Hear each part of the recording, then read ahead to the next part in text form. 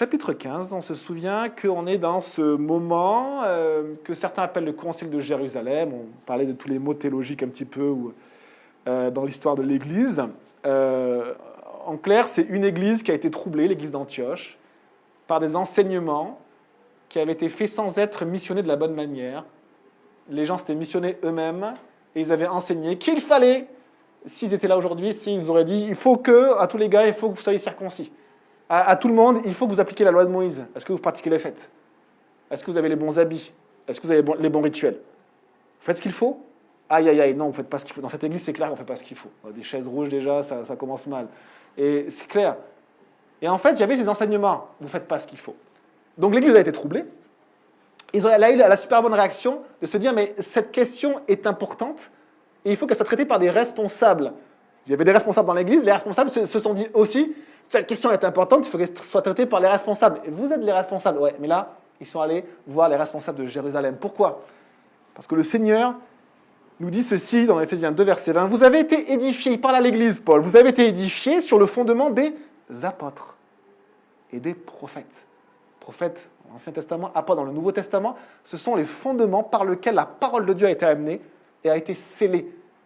Et quand on parle des apôtres, ce n'est pas tous les apôtres. Apôtre, ça veut dire envoyer. C'est aussi un appel qu'on peut retrouver aujourd'hui d'être envoyé.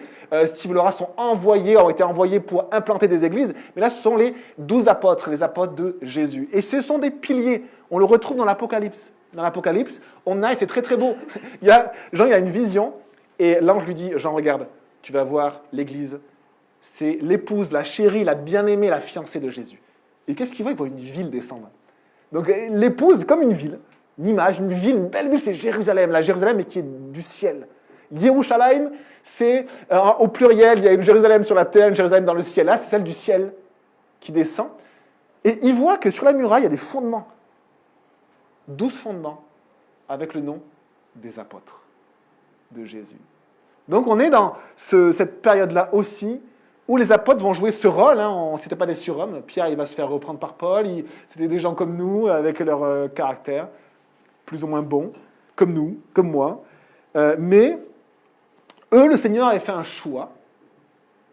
Pierre va le dire, Dieu a fait un choix. Il n'a pas fait ce choix-là sur moi, peut-être pas sur vous, mais il a fait ce choix-là sur Pierre, sur Jacques, sur Jean, sur Jude, sur tous les disciples de Jésus qui sont les apôtres, les 12. Et ce rôle-là, c'est d'être le fondement de l'Église. Ce qui est beau, c'est qu'on voit dans les premiers temps que l'Église fonctionne comme un corps, c'est-à-dire qu'elle ne fonctionne pas comme une académie. Vous avez vu, il n'y a pas ce côté académique de, à un moment donné, de faire des réunions, de regarder la procédure, de voir est-ce qu'on a réuni le conseil d'église avant le CA. Non, il y a juste une vie et une manière de vivre l'Église de manière organique, c'est-à-dire, voilà, quand il y a un problème, on s'en remet aux responsables. Les responsables, quand ils ne savent pas gérer cette question-là, ils s'en remettent aux apôtres. Il y a cette soumission les uns envers les autres, il y a cette beauté de l'Église que l'on voit. Et alors, ils viennent à Jérusalem. Paul et Barnabas, ceux qui s'étaient opposés férocement, vertement, à ces gens qui enseignaient. Ils n'avaient pas eu peur. Ils n'avaient pas eu peur parce qu'ils s'étaient dit, vous troublez l'Église. Vous troublez l'Église, vous nous faites croire que ça ne va pas, vous nous faites croire qu'on ne fait pas les choses comme il faut, alors que dans cette Église-là, il y a juste des gens qui aiment Jésus et qui croient que la parole de Dieu est la vérité. Et vous venez, vous troublez l'Église, il faut rajouter. Est-ce que votre Église va bien? Est-ce que votre Église, vous vivez l'Église comme il faut? On va vous dire comment il faut la vivre. Paul et Barnabas leur disent non. C'est au Seigneur de parler, ce n'est pas à vous. Et qui vous a envoyé? Qui vous a missionné? Personne. Alors, question, ils envoient Paul, Barnabas avec d'autres frères à Jérusalem. Et ils encouragent l'Église. Ils descendent, puisqu'ils étaient en haut, Antioche par rapport à Jérusalem. Il y a plusieurs régions, ils encouragent l'Église dans chaque région. C'est des gens qui encouragent, qui causent de la joie. Et c'est bon de voir ces apôtres qui vivent l'Église de manière simple, vivante. Ils encouragent leurs frères et sœurs, ils sont contents de voir leurs frères et sœurs. C'est tellement simple, l'Église. Et à côté, on a des gens très compliqués. Non, vous ne vivez pas l'Église comme il faut. On va vous expliquer. Eh bien, ils arrivent à Jérusalem, et puis, il y a cette réunion des responsables. Les pharisiens se lèvent dans l'Église, et les pharisiens, croyants, vous avez vu qu'on peut être pharisien et devenir chrétien, on peut avoir le passé, n'importe quel passé et devenir chrétien, mais parfois notre passé nous suit. Notre manière de considérer Dieu, de considérer la religion, de considérer la parole de Dieu nous suit. Et le Seigneur n'a de cesse, par sa vérité, de nous libérer de petits mensonges qui nous viennent parfois de nos habitudes, de notre passé. Petits mensonges. Et les pharisiens, ils avaient aussi cette lourdeur culturelle qui était de « il faut respecter dans le rituel chaque chose ». La loi de Moïse en premier. D'accord ? C'est pas America First, c'est loi de Moïse First. D'accord ? Je me transforme en train. Alors, et ici, on avait à Jérusalem, ces gens-là, ces pharisiens qui se lèvent, et eux, ils ne jurent que par la loi de Moïse. Alors, les apôtres et les anciens se réunissent, on l'a vu, dans le verset 6, acte 15, les apôtres et les anciens se réunirent pour examiner cette question. Il y eut une longue discussion. Et là, on voit qu'on est dans un moment plus en église. C'est-à-dire qu'on va avoir deux interventions. Alors, on ne sait pas qui a dit quoi exactement pendant cette réunion. Mais ce qui est très beau, c'est que le Seigneur, le Saint-Esprit, va rapporter par la bouche de Luc, c'est Luc qui a écrit les actes, deux interventions fondamentales qui résument tout, qui ont été les piliers de toute cette réunion. On ne sait pas s'il y a eu d'autres interventions, mais en tout cas, on a ces deux interventions. Premièrement, Pierre. Et Pierre, c'est un apôtre. Et Pierre, ce qui est marrant, c'est qu'il a été tellement un pilier pour annoncer l'évangile la première fois aux Juifs, un pilier pour annoncer l'évangile la première fois aux non-Juifs, il est aussi un pilier pour traiter cette question tellement importante, question des non-Juifs dans l'Église. Ce qui est intéressant, c'est que de tout temps, cette question avait été posée, on pourrait dire, par la situation aux Juifs eux-mêmes dans l'Ancien Testament. Les Juifs se réunissaient dans les synagogues. Et dans les synagogues, il y avait beaucoup de personnes qui venaient mais qui n'étaient pas juives. Et alors les Juifs, imaginaient que dans quasiment chaque ville, il y avait des synagogues. C'est ce que Jacques va dire par la suite. En effet, dans chaque ville, on prêche la loi de Moïse, les sabbats, dans les synagogues. Eh bien, les responsables juifs, également, se sont réunis dans l'Ancien Testament. Ils se sont dit, mais qu'est-ce qu'on fait pour la question des non-juifs ? Ils veulent absolument adorer Dieu. Et ils ont regardé les textes de l'Ancien Testament et ils ont dit, mais oui, Dieu a un plan aussi pour les non-juifs. Il veut aussi les bénir, mais au travers de nous. Qu'est-ce qu'on leur dit ? Eh bien, on va voir que cette question-là, qui a existé dans l'Ancien Testament, qui a été traitée également dans l'Ancien Testament, historiquement on le sait, on va le voir, eh bien, est traitée à nouveau dans l'Église. Qu'est-ce qu'on fait des non-juifs qui, cette fois-ci, sont chrétiens ? Eh bien, on lit. Deuxième intervention. Alors, on peut peut-être revoir l'intervention de Pierre, verset 7. Pierre se leva et leur dit, « Mes frères, vous savez que dès les premiers jours, Dieu a fait un choix parmi nous. Il a décidé que les non-juifs entendraient par ma bouche la parole de l'Évangile et croiraient. » On voit vraiment ce côté aussi de l'apôtre qui a été un pilier malgré lui. Dieu a fait ce choix-là et il a mis une base, un fondement. Et Dieu, qui connaît les cœurs, leur a rendu témoignage en leur donnant le Saint-Esprit comme à nous. Il n'a fait aucune différence entre eux et nous, puisqu'il a purifié leur cœur par la foi. Maintenant donc, pourquoi provoquer Dieu en imposant aux disciples des exigences que ni nos ancêtres, ni nous n'avons été capables de remplir ? Nous croyons au contraire que c'est par la grâce du Seigneur Jésus que nous sommes sauvés tout comme eux. Et quand Pierre dit « nous », eh bien, je pense qu'il inclut vraiment les responsables, les apôtres, c'est-à-dire dans cette réunion qu'ils ont eue juste avant, les apôtres et les anciens se réunirent. Et donc lui, il parle au nom de tous, et il dit « nous croyons ». Mais c'est une tellement belle profession de foi. Vous savez ce que c'est qu'une profession de foi ? Dans la plupart des églises, on a une profession de foi, qu'est-ce qu'on croit ? Il y a des petites différences parfois. Si c'est une église chrétienne, sur le fondement, il n'y a pas de différence, et sur des choses secondaires, il y a des différences, ce qui n'est pas grave. Eh bien, voilà une profession de foi extraordinaire. Fondement de l'église, fondement de l'œuvre de Dieu sur la terre. Nous croyons. L'église de Jérusalem se lève et plante le drapeau. Nous croyons que c'est par la grâce du Seigneur Jésus que nous sommes sauvés. Nous croyons que c'est par la grâce du Seigneur Jésus que nous sommes sauvés. Et, verset 12, toute l'assemblée garda le silence, et l'on écouta Barnabas et Paul raconter tous les signes miraculeux et les prodiges que Dieu avait accomplis par leur intermédiaire au milieu des non-juifs. Qu'est-ce que font Paul et Barnabas ? Encore, ils n'en ont pas marre. Ils encouragent l'Église. Ils causent encore de la joie. Ils sont pénibles, hein ? Ils causent de la joie, pourquoi ? Parce que ce sont des gens qui ont tout donné pour Jésus. Paul n'avait que faire de sa vie. Il avait gâché la moitié de sa vie, Paul. Il avait gâché en combattant même Jésus-Christ. Jésus lui dit non, tu vas devenir mon disciple maintenant. Paul devient le disciple de Jésus et il n'a que faire de sa vie. Et ça a encouragé les églises de voir quelqu'un qui s'en fichait de voir le succès, qui s'en fichait de voir s'il y avait la bonne couleur, le bon groupe de louanges, les bonnes chaises, le bon format, le bon modèle humain, mais qui était centré sur Christ. Et qui encourageait en disant, par l'action du Saint-Esprit au travers de lui et de ce que Dieu faisait autour de lui. Et lui-même ne pouvait même pas bénéficier, on va dire, des fruits de son ministère, puisqu'à chaque fois qu'il y avait des fruits, il n'était déjà plus là. Mais il encourageait l'Église. Et Barnabas aussi, ils encouragent l'Église. Et je crois que ça ressemble à des hommes de Dieu que nous pouvons imiter. Parfois, nous imitons des hommes de Dieu parce qu'ils ont du succès. Actuellement, la mode, et on a tous envie, et malheureusement moi le premier, on a envie d'avoir du succès. On a envie de likes, on a envie de vues. Et on a l'impression que parce qu'il y a du succès, parce que c'est ce qu'il faut, eh bien, c'est un bon modèle pour nous, un bon exemple. La parole de Dieu nous dit non. Considérez vos conducteurs, regardez quelle a été leur fin. Parce que la fin montre bien des choses. Vous pouvez connaître une personne qui est merveilleuse, qui a la parole de Jésus dans la bouche tout le temps. Considérez sa fin. Et si toute sa vie s'écroule, eh bien sachez que ce n'est pas un bon exemple.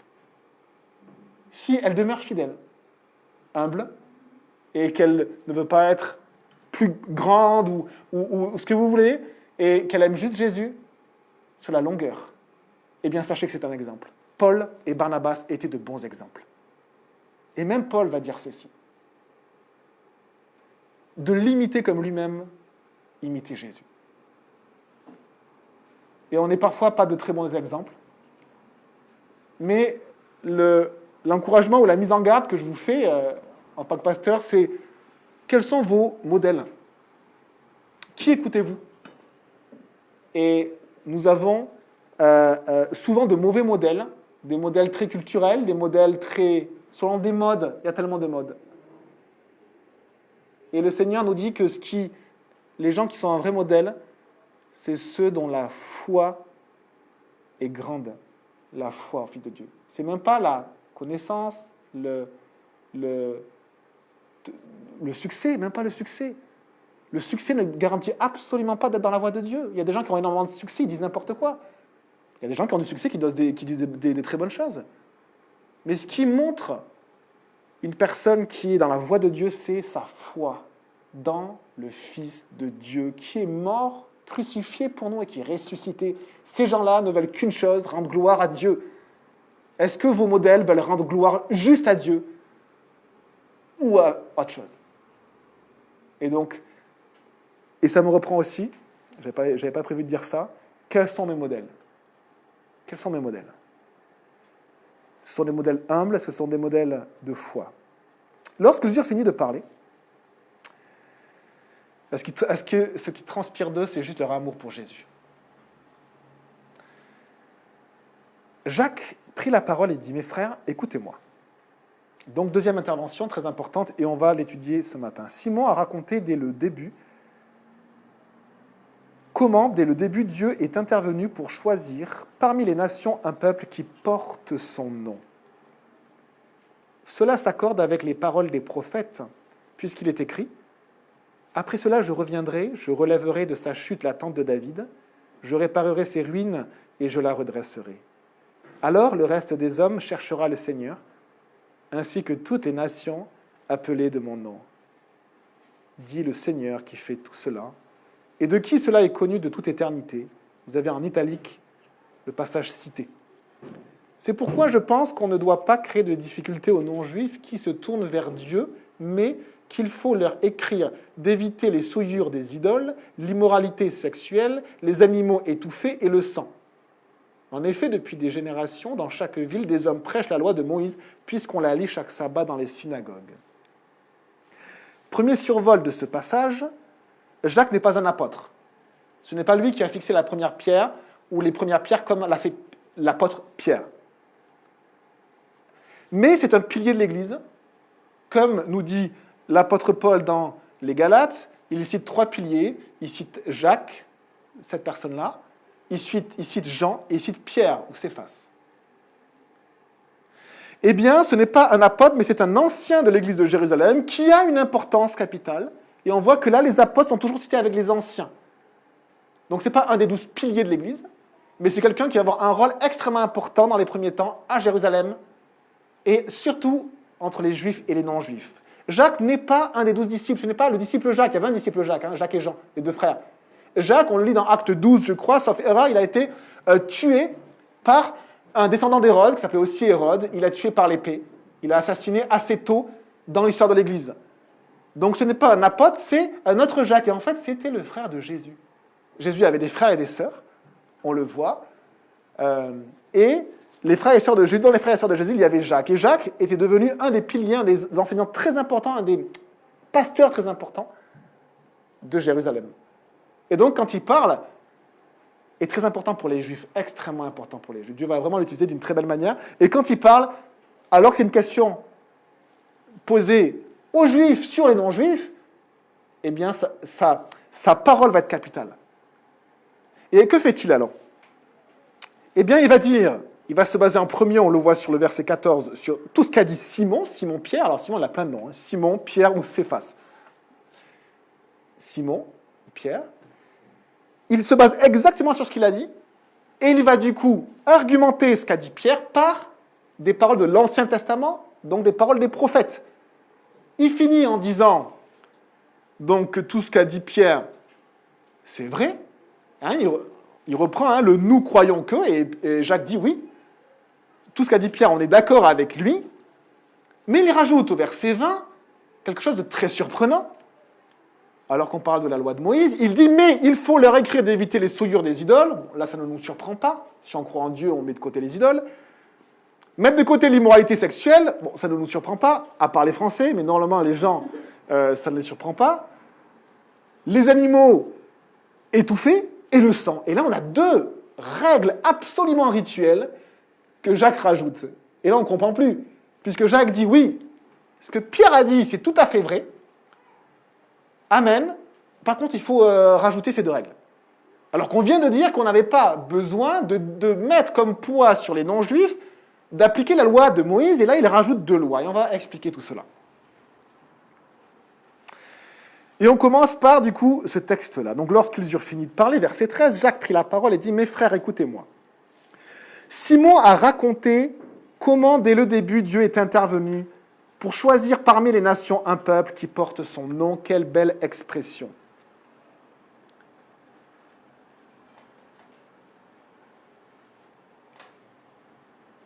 Donc, Jacques est en accord avec 100% avec l'apôtre Pierre, il se base sur ses paroles, il les reprend, et il dit, comme lui, que Dieu est intervenu. Bienvenue.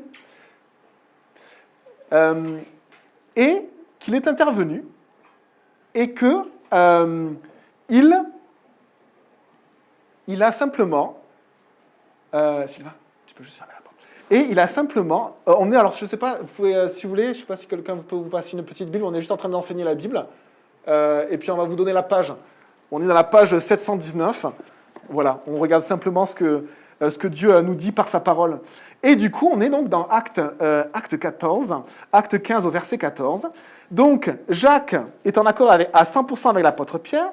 Il dit donc quoi? Il dit que Dieu est intervenu. Dieu est intervenu. Dieu a agi. Et il a agi dès le début, c'est-à-dire que dès que Jésus est mort et ressuscité, dès que le Seigneur a envoyé son esprit, dès le début, il a montré quelque chose au sujet des nations.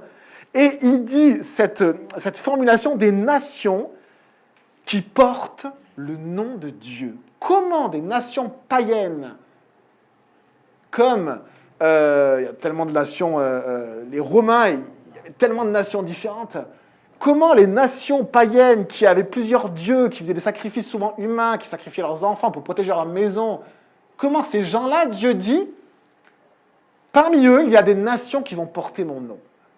Incroyable. Eh bien, Jacques est absolument d'accord avec ce que Pierre dit, il le reprend en ces termes-là, il résume tout ce qu'on a vu avant.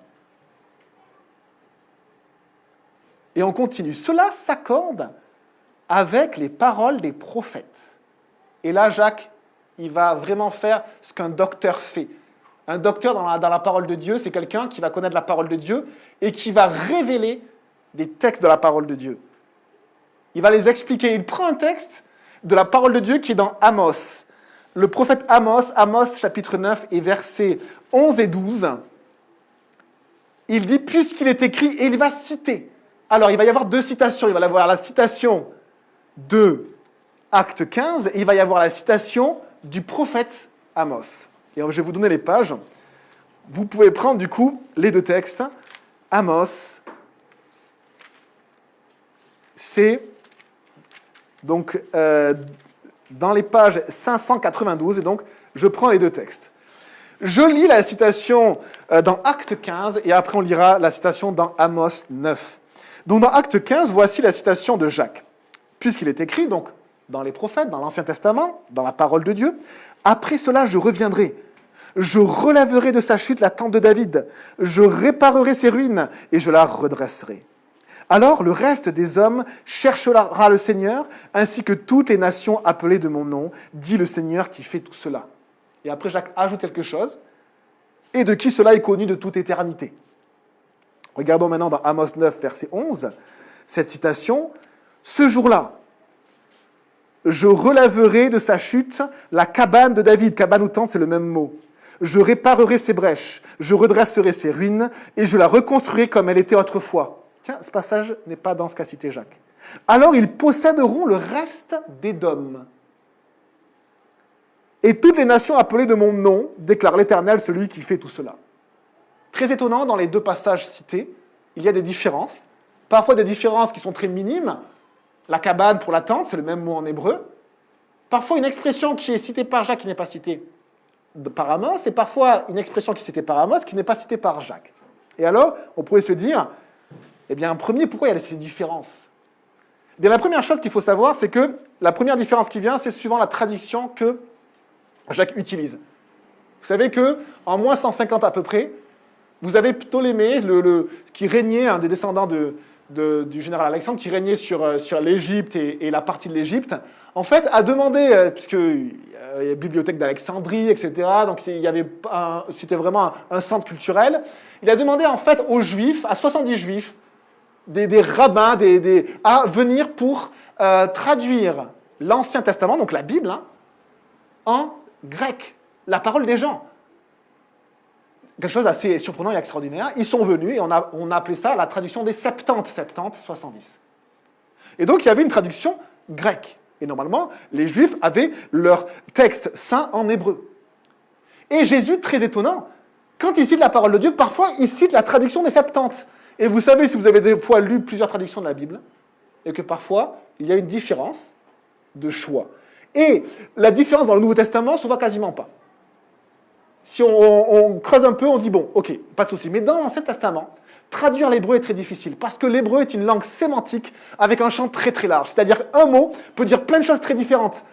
Et donc, quand vous lisez par exemple un psaume dans la version Darby, dans la version Louis 1910, dans la version Louis II 21, eh bien, vous allez voir des fois des phrases qui n'ont pas la même signification. Suivant le choix du traducteur, les traductions ne sont pas fausses. Mais l'hébreu a un tel champ de signification que, eh bien, on peut se retrouver avec des formulations très différentes parfois. Donc là, on voit des petites différences dans les formulations, pour l'instant, qui sont tout à fait correctes. Il y a une autre chose qu'il faut savoir, c'est que parfois les auteurs de la Bible citent la Bible un peu en la paraphrasant. Quand on voit Pierre, Paul qui citent la Bible, des fois, ils la paraphrasent un petit peu. Ils disent vraiment le sens, mais ils ne le disent pas forcément mot à mot comme nous on aimerait. Et ça vous donne la liberté, les amis, quand vous partagez la parole de Dieu. De la partager comme elle vient, dans son sens premier, même si vous n'avez pas tous les mots qui viennent. Et troisième chose aussi, les Juifs qui étaient vraiment des érudits, qui étaient vraiment, qui manipulaient une langue avec beaucoup d'images, beaucoup de parallèles. Les parallélismes dans la langue hébraïque, c'est monnaie courante. Eh bien, cette Bible-là, le fait que dans l'hébreu, on va prier pour cet homme, et on prie maintenant. Seigneur Jésus, on te remet juste cet homme-là, et merci, ça encourage simplement. Merci, et puis touche-le par ta parole, Seigneur, et puis par ta présence, que tu puisses le bénir. On ne sait pas ce qu'il est venu rechercher là, mais merci de la liberté de pouvoir venir, s'asseoir un moment et repartir. C'est ton Église, c'est ça aussi. Merci Jésus pour ça. Bénis cet homme, Seigneur. Amen. Et on a ici cette langue hébreu qui a un champ sémantique très large et où les Juifs utilisent beaucoup de parallélismes. Et d'ailleurs, dans leur manière d'apprendre la parole de Dieu, ils fonctionnaient comme ça. Ils fonctionnaient avec des parallélismes, une expression pour une autre expression, un texte pour un autre texte. Et il est tout à fait possible que le texte d'Amos, il y a une partie qu'on ne retrouve absolument pas dans la citation, c'est « Alors ils posséderont le reste d'Édom ». Alors, rien à voir. Puisque là, dans Actes 15, ce n'est pas « alors ils posséderont le reste d'Édom », Amos 9, verset 12, mais c'est « alors le reste des hommes cherchera le Seigneur ». C'est très, très différent.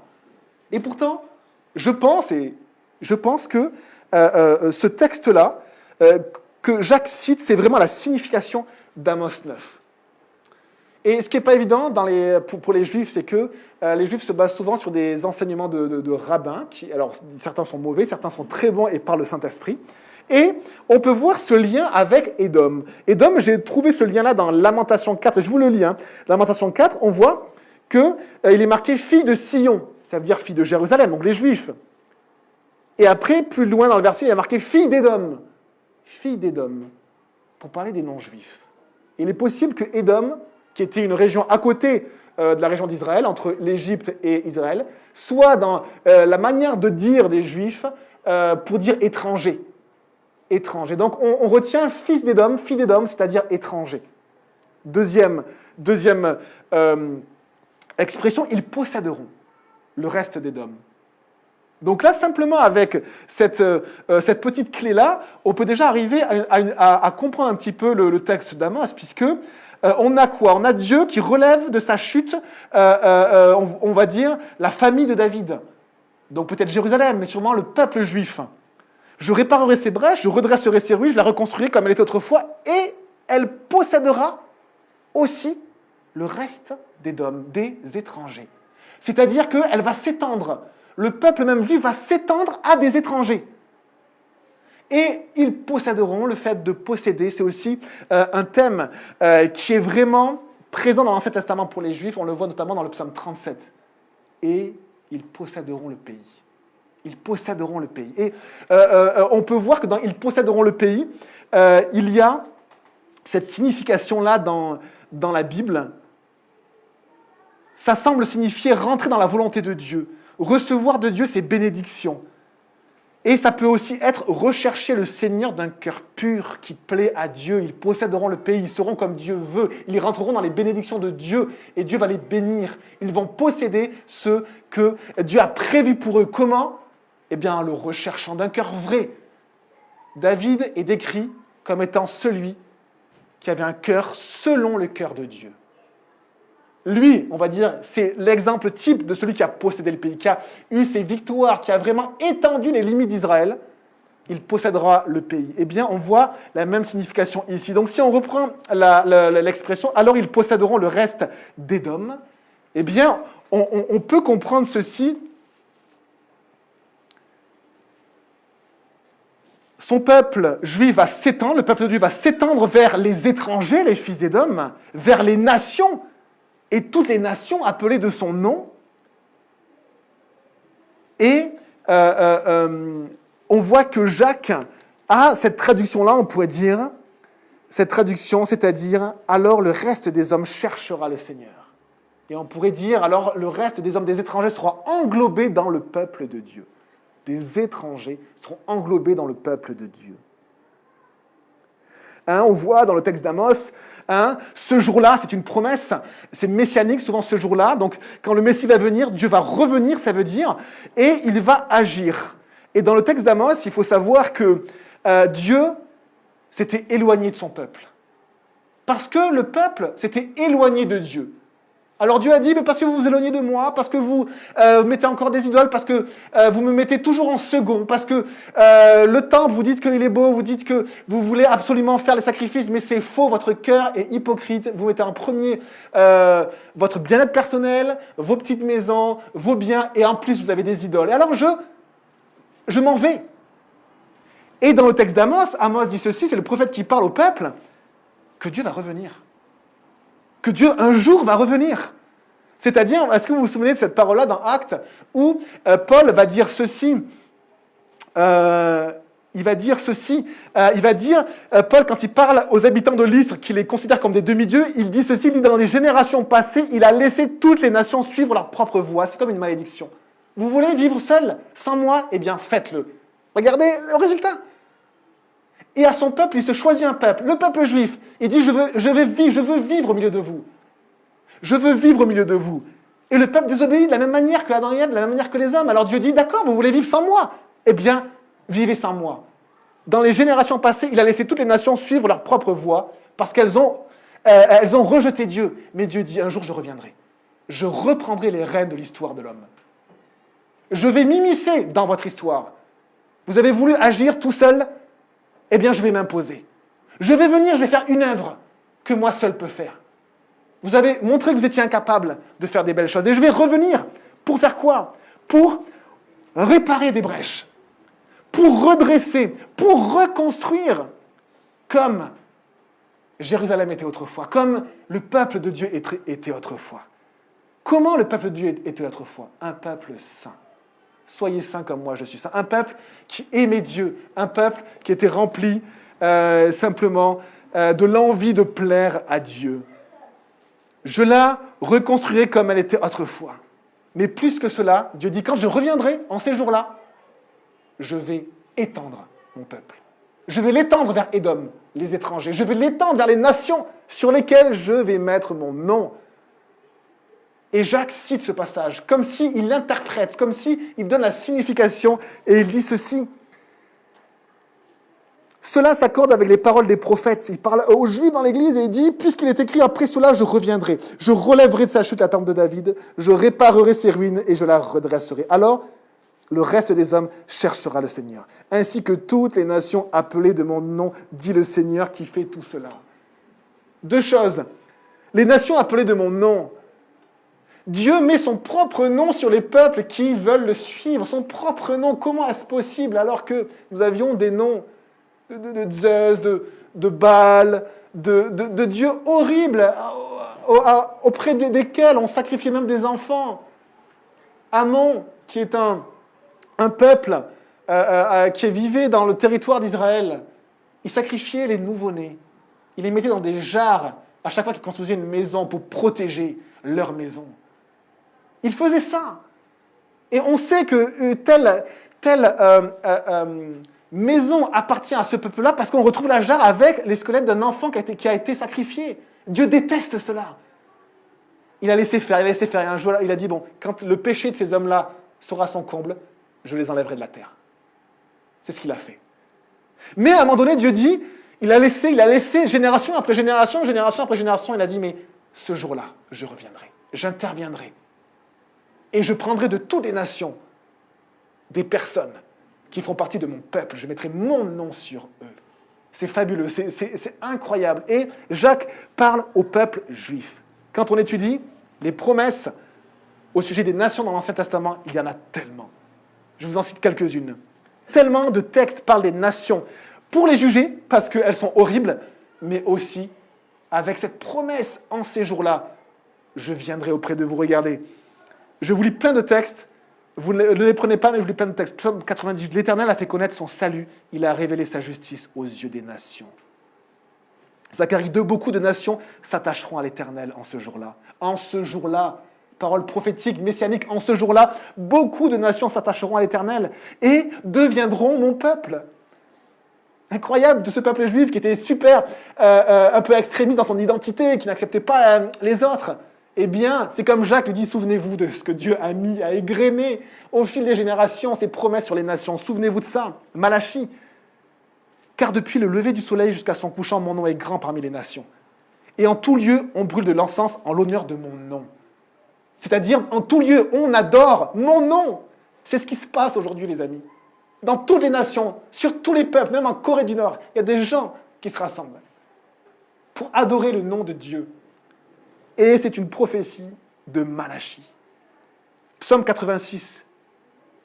Car toi, Seigneur, tu es bon, prompt à pardonner, grand en bonté, envers tous ceux qui crient vers toi. Toutes les nations que tu as faites viendront se prosterner devant ta face.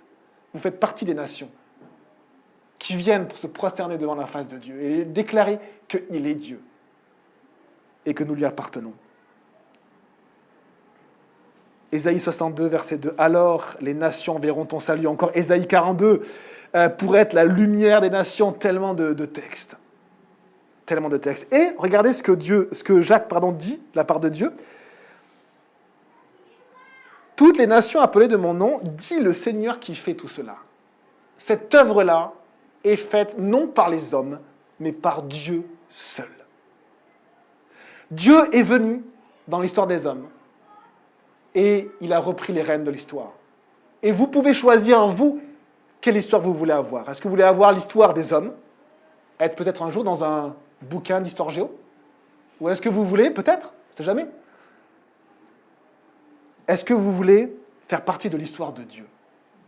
Dieu a repris l'histoire de l'homme en main, il a repris les rênes, et il appelle chaque peuple à mettre son nom sur eux. Et de qui cela est connu de toute éternité. Dieu avait désiré, avant la création du monde, de faire cette œuvre-là. D'envoyer son Fils mourir pour nous, parce qu'il savait que l'homme allait se détourner de lui, et de sauver un grand peuple parmi toutes les nations. Car Dieu a tant aimé le monde qu'il a donné son Fils unique, afin que quiconque, que toi, que la personne qui est venue là en coup de vent, quiconque croit en lui ne périsse pas, mais qu'il ait la vie éternelle. Périr, c'est mourir sans espérance. Tous les hommes meurent sans espérance. Tous les hommes, on a tellement de voisins, c'est tellement dur, tellement de voisins qui sont malades, sont en fin de vie, et ils nous disent « Ah, mais je vais te dire ce qui est vrai ». Et chacun nous dit leur religion. 6 milliards d'êtres humains, 6 milliards de religions, c'est ce que dit le pasteur Steve. Et c'est vrai, ou 7 milliards, je ne sais pas. Et ils meurent sans espérance. Mais il y a une espérance. Car Dieu a tant aimé le monde qu'il a donné son Fils unique afin que quiconque croit en Jésus ne périsse pas. Tu peux quitter cette vie avec espérance, avec certitude, parce que tu te bases sur la vérité, sur Jésus-Christ. Et tu es entre ses mains. Et tu passes dans l'au-delà, entre les mains de Jésus, celui qui est mort et qui est ressuscité. Donc tu n'as pas à avoir peur, parce que Jésus est celui qui sort de la mort. Et un jour, nous avons confiance, et nous savons qu'un jour, nous allons périr, nous allons mourir, mais nous n'allons pas périr. Parce qu'un jour, nous ressortirons de la mort comme Jésus est sorti de la mort. C'est pourquoi je pense qu'on ne doit pas créer de difficultés aux non-juifs qui se tournent vers Dieu. Merci Jacques, merci Seigneur. Acceptez ce que Dieu est en train de faire, qu'il avait prévu de toute éternité. Ne pas rajouter un poids que nous-mêmes, dit Pierre, nous n'avons même pas su appliquer. Nous sommes hypocrites quand nous voulons qu'ils appliquent la loi de Moïse, parce que nous-mêmes, nous avons été horribles en l'appliquant. Et vous voulez l'imposer aux autres? Non. Merci Jacques, merci Seigneur. Mais qu'il faut leur écrire d'éviter les souillures des idoles, l'immoralité sexuelle, les animaux étouffés et le sang. Et là, on va passer juste quelques minutes sur ça, et puis on aura bientôt fini ce message. Ce que Jacques liste comme règles, on les retrouve dans ce qu'on appelle les lois noachiques de Noé. Et en fait, quand on lit dans Genèse, quand Noé sort de l'arche, et vous avez vu l'importance de croire que la Bible est la parole de Dieu, et que ce ne sont pas des mythes, c'est que la Bible est cohérente en toutes ses parties. Et elle est cohérente jusqu'à Noé et jusqu'à Adam et Ève. Et à Noé, quand Noé sort de l'arche, eh bien, on lit Dieu bénit Noé et ses fils, et il leur dit « Reproduisez, vous devenez nombreux, remplissez la terre. Vous serez craints et redoutés de tout animal. Ils sont placés sous votre autorité. Tout ce qui se déplace, qui vit, servira de nourriture. Et il dit seulement, vous ne mangerez aucune viande avec sa vie, avec son sang. » Une loi que Dieu a donnée à tous les êtres humains, parce qu'il ne restait que Noé et ses enfants, Noé, sa femme et ses enfants. Eh bien, il a donné cette règle-là. La viande avec sa vie, ne pas en manger et pas manger de sang. Et cette loi, qui est une loi qui vient de Genèse 9, qui vient de la loi de Noé, qui n'est pas la loi de Moïse, mais la loi de Noé, on la retrouve après dans les lois, bien sûr, de Moïse. Et ce sont les lois que les Juifs ont gardées pour les non-Juifs qui voulaient s'approcher de Dieu. Ils se sont dit, on ne va pas leur imposer notre judaïsme qui est trop dur à porter, on va leur imposer cette loi. Alors, ils ont étudié ce texte-là, alors à peu près cette loi, suivant les époques, etc., dans lesquelles il y avait la possibilité d'appliquer la justice selon la morale de Dieu, dans laquelle il y avait le fait de ne pas avoir de relations sexuelles illicites, dans lequel il y avait relations hors mariage et inceste, de mettre ça de côté, dans lesquels il y avait de mettre bien sûr l'idolâtrie de côté, et en fait on le comprend quand Dieu parle à Noé. On voit d'ailleurs qu'il y aura un problème d'immoralité sexuelle juste après, avec Cham, et on voit que c'est dans ces lois-là que Dieu a mis, que l'homme même a eu du mal à appliquer dès le départ, et il y a ces lois-là qui sont rajoutées avec d'autres lois, il y en a 7 en tout, on ne va pas les lister. L'interdiction de tuer son prochain, l'interdiction de voler, l'interdiction de manger alors là, j'ai la formulation qui est restée un peu dans l'histoire, de la chair arrachée à un animal vivant ou du sang. Et donc, c'est-à-dire, ce que liste, en fait, Jacques, les animaux étouffés et le sang. Et alors, il ne fait pas la liste des 7 lois noachiques, mais il reprend quasiment ces 2 lois. Et il va dire ceci. Et nous, on pourrait se dire, mais est-ce que c'est pour nous aujourd'hui ? Moi, j'ai été éduqué et enseigné dans une famille chrétienne où on ne mangeait pas d'animaux étouffés ni de sang. On ne mangeait pas de boudin noir, par exemple. Selon Acte 15. Et on regarde dans le verset suivant, regardez ce que dit Jacques. Parce que Pierre n'en a pas du tout parlé de ça. Jacques dit, en effet, depuis bien des générations, dans chaque ville, des hommes prêchent la loi de Moïse, puisqu'on la lit chaque sabbat dans les synagogues. C'est pour eux que Jacques demande à l'Église de ne pas manger d'animaux étouffés et du sang. Et il liste en fait les 2 autres lois qui sont absolument des lois chrétiennes, qui sont absolument normales, la souillure des idoles et l'immoralité sexuelle, mais il rajoute les animaux étouffés et le sang. Les gens qui allaient appliquer ça, les chrétiens qui allaient appliquer ça, étaient considérés par les juifs comme des non-juifs pieux, des non-juifs sérieux, des non-juifs qui voulaient vraiment plaire à Dieu. Et là vient cette question fondamentale de la relation entre les juifs et les non-juifs. Et vous savez, le diable n'a eu de cesse d'opposer les uns contre les autres, les juifs et les chrétiens. Et pendant une période, il y avait une sorte de cohésion entre juifs chrétiens, non-juifs chrétiens, donc la partie des chrétiens avec juifs et non-juifs, et les juifs qui n'acceptaient pas Jésus. Il y avait une sorte de cohérence. Et un des personnes qui travaillaient à cela, c'était Jacques. C'était Jacques, le frère de Jésus, qui était considéré par les juifs qui n'étaient pas chrétiens, qui était considéré par les purs juifs, qui était considéré comme une personne pieuse, qu'il fallait écouter, qu'il fallait honorer. Un jour, les dirigeants juifs, à la fin de la vie de Jacques, vont décider de l'assassiner. Le peuple juif qui n'était pas chrétien va vraiment être à terre et va être complètement ébranlé. Il va trouver ça absolument anormal et les dirigeants vont réaliser qu'ils ont fait une énorme erreur. Il va y avoir une rupture, une blessure très profonde de cet homme qui faisait le pont, de cet homme qui voyait à la fois les promesses du peuple juif, parce qu'il y en a encore des promesses du peuple juif, Romains 11, et l'Église. Et il arrivait à faire ce pont-là en disant aux chrétiens non-juifs, si vous respectez cela, on va continuer à avoir ce lien avec les juifs, parce que Dieu a des promesses pour les juifs, parce que le salut vient des juifs, parce que la parole de Dieu vient des juifs, parce que nous-mêmes, nous sommes issus des juifs. C'est ce que la parole de Dieu nous dit. Le salut, nous l'avons par les juifs, ce sont des juifs qui nous l'ont donné. La parole de Dieu, ce sont des juifs qui nous l'ont donné. Ça ne veut pas dire que tous les juifs sont chrétiens, que tous les juifs sont croyants, que tous les juifs iront au ciel. Mais ça veut dire que toutes les bénédictions que nous avons viennent des juifs. Et la seule chose que nous pouvons répondre à cela, c'est honorer ce peuple. C'est de dire merci à ce peuple. Même si parmi les juifs, comme dans toutes les nations, il y a des idiots, il y a des gens hérétiques, il y a des gens bizarres, il y a des gens qui croient en Dieu, il y a des gens juifs qui ne croient pas en Jésus. Eh bien, tout cela, on veut les honorer. Parce qu'on sait que notre salut vient d'eux, c'est comme ça que Dieu l'a choisi. Dieu a fait un choix.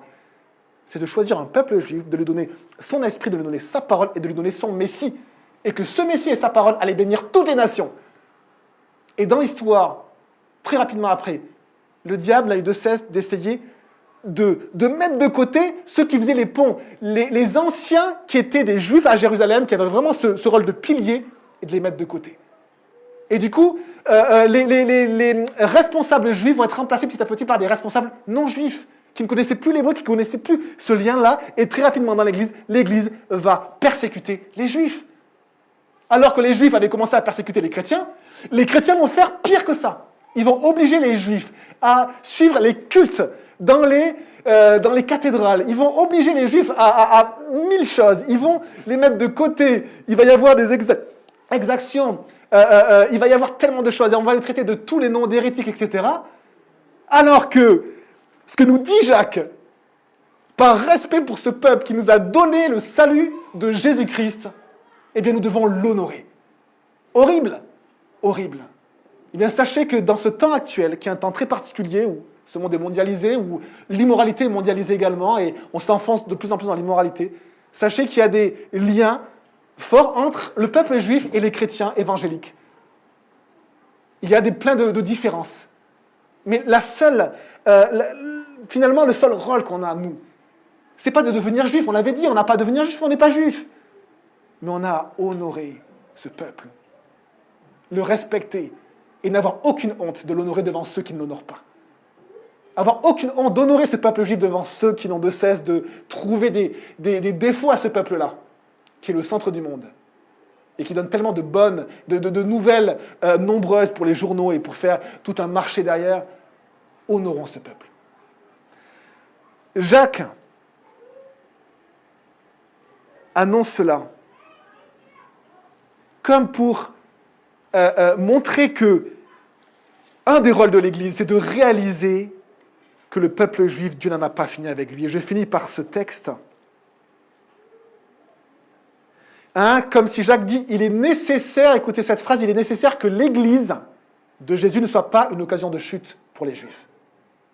Dans l'histoire, c'est horrible ce qui s'est passé. Mais c'est horrible, à tel point que les Juifs ont écrit des textes hérétiques contre Jésus, en l'insultant de tous les noms. Pourquoi ? Parce qu'ils n'avaient pas le droit de se réunir, ils n'avaient pas le droit de culte, et c'était les chrétiens qui faisaient ceci. C'est nous.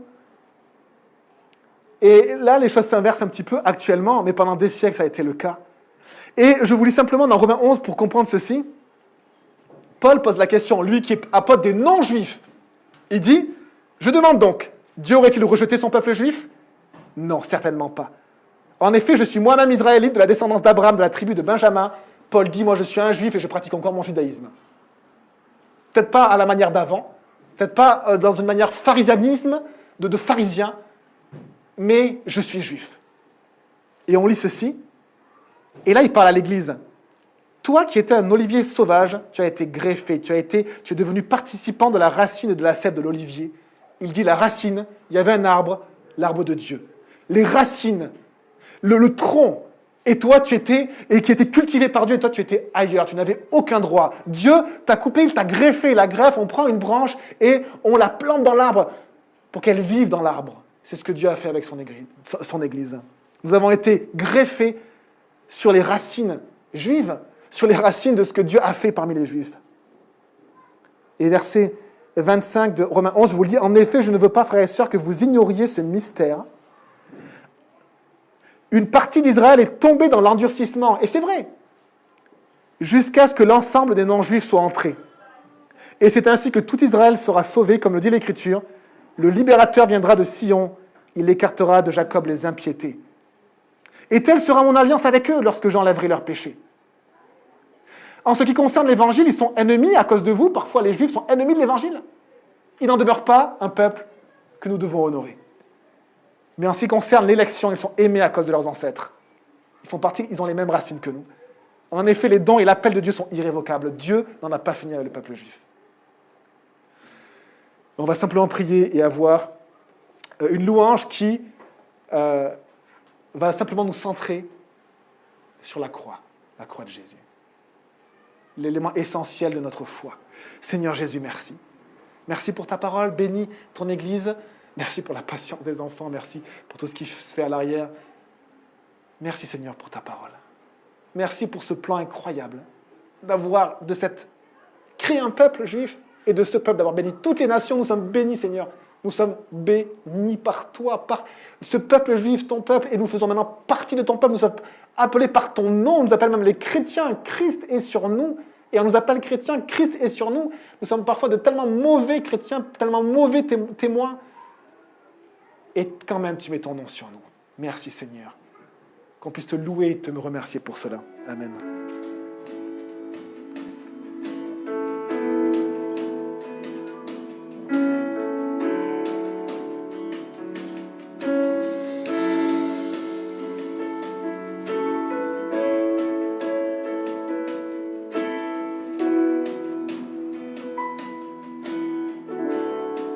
J'ai cet espoir, tel une encre pour mon âme, dans la tempête, je m'appuie sur toi, dans ton amour.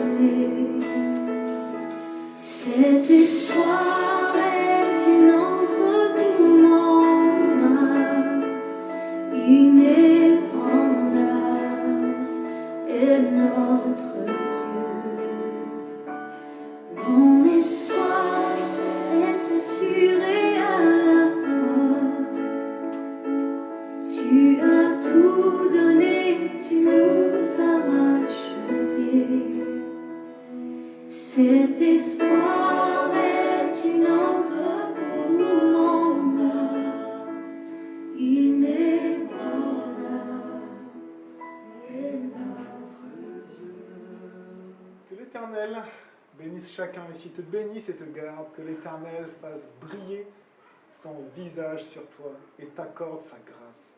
Que l'Éternel se tourne vers toi et te donne la paix. Est-ce qu'on a un Dieu de colère qui est décrit ici, ou on a un Dieu qui veut bénir toutes les nations? Il veut vous bénir. Que l'Éternel vous bénisse. Chaque journée de cette semaine, aujourd'hui, merci parce qu'il nous a intégrés à son peuple. Nous faisons partie de l'Église et c'est pour ça que nous nous réunissons, l'Église, juste le peuple qui invoque l'Éternel, sur lequel Dieu a mis son nom. Merci Seigneur pour son Église dans laquelle il y a des Juifs et des non-Juifs de toutes les nations.